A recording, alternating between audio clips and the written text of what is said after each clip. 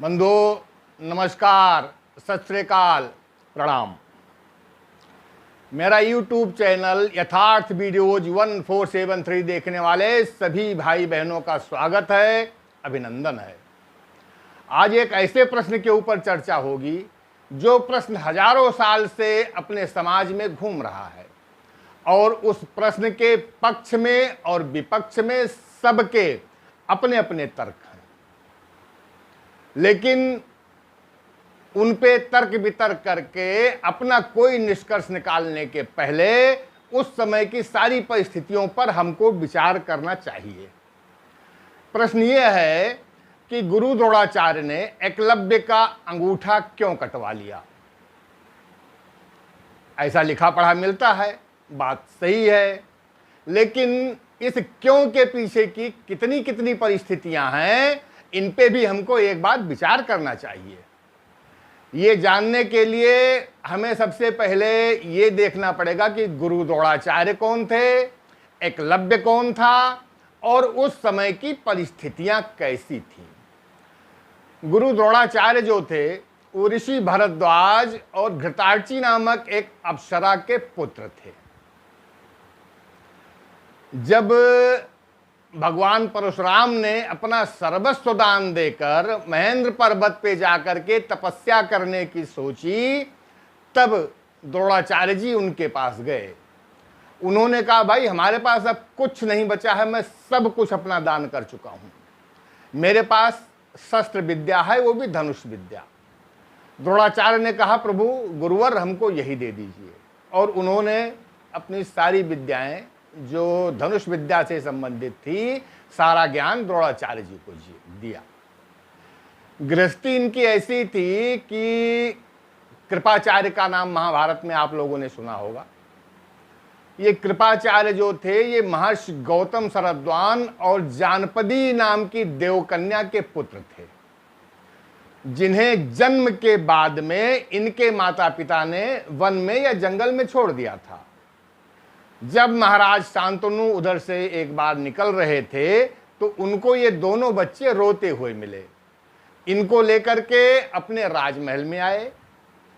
उस समय अपने गुरु से पूछा, उन्होंने कहा, भाई आपके ऊपर कृपा हुई है, इसलिए उन दोनों, एक लड़का था एक लड़की थी, उनका नाम कृप और कृपी रख दिया और ये मान लिया कि भगवान की कृपा से हमको मिले हैं। इन दोनों का पालन पोषण राजमहल में ही उसी तौर तरीके से हुआ।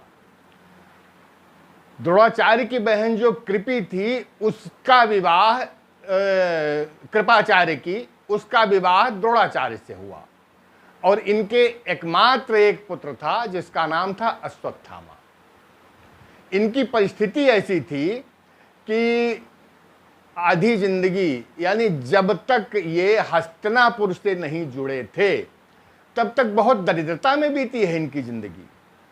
एकमात्र लड़के को इनके पास एक गाय भी नहीं थी कि जिसका दूध अपने छोटे बच्चे को पिला सकें। चावल के माड़ को दूध बता करके अश्वत्थामा को उसकी मां पिलाती थी और बताती थी कि ये दूध है, और वो इतने पे खुश हो जाता था। सोचिए कितनी गरीबी, कितनी दरिद्रता रही होगी।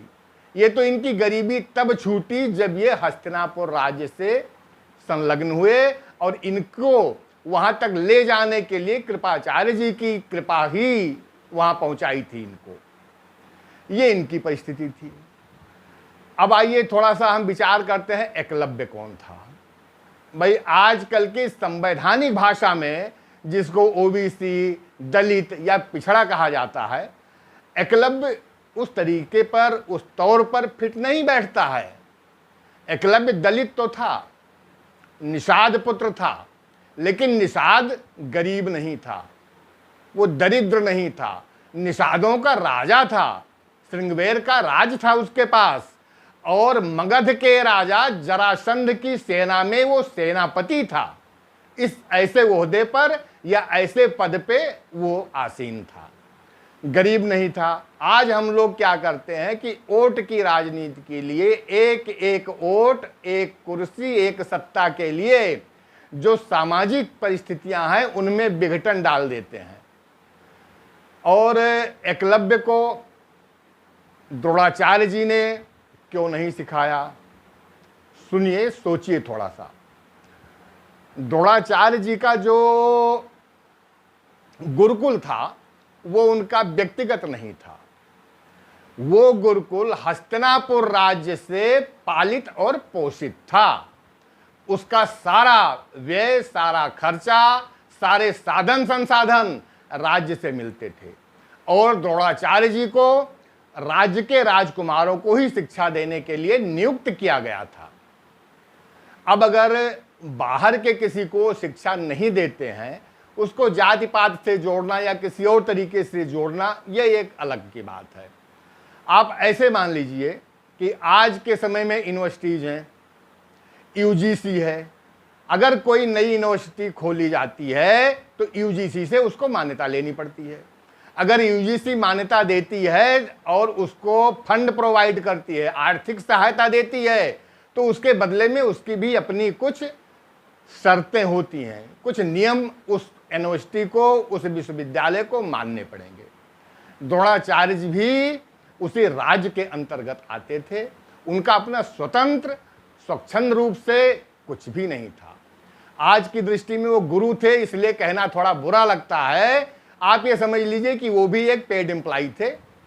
राजाओं के, हस्तिनापुर के राजकुमारों को शिक्षा देते थे, बदले में उनको, क्योंकि उन्होंने बहुत दरिद्रता देखी थी, यहाँ पर राजभवन में उनको सारे सुख संपन्नता उनको मिलती थी।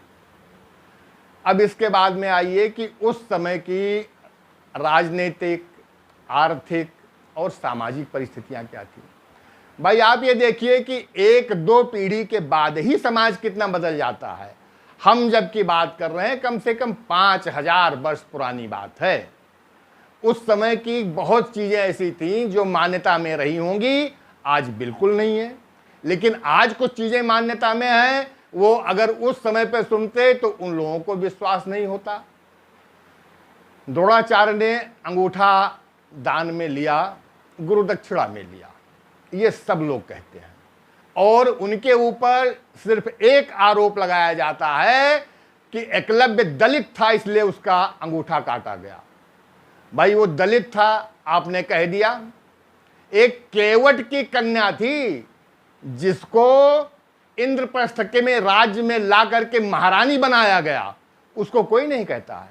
वो भी तो एक उदाहरण है, उसकी तरफ भी तो थोड़ा विचार करो। और दूसरी बात यह है कि अगर द्रोणाचार्य जी ने उसका अंगूठा लिया तो कुछ कृपा भी उसके ऊपर करी, उसको तर्जनी और मध्यमा 2 उंगलियों से बाण चलाने की वो कला सिखाई जो विश्व में किसी को नहीं आती थी।